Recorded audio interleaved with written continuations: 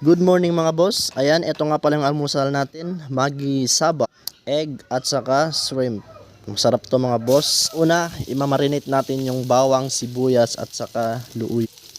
Ayan, pagkatapos mga boss, antay natin mag-brown. Pag nag-brown na yan, pwede na ilagay natin ang shrimp natin. Ayan, antay natin mag-brown mga boss. Tapos ilalagay natin ang hipon.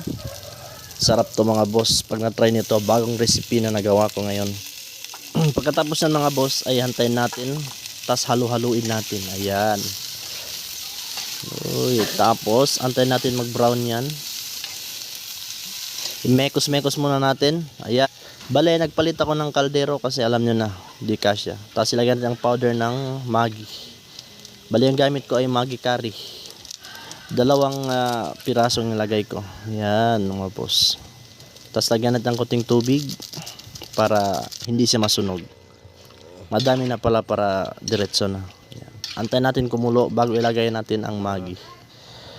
Yan ang ng noodles mga boss. Try nito mga boss. Masasarapan talaga kayo. Tapos dito boss, mag-add tayo ng dalawang egg kasi dalawang pack lang yung ginamit natin.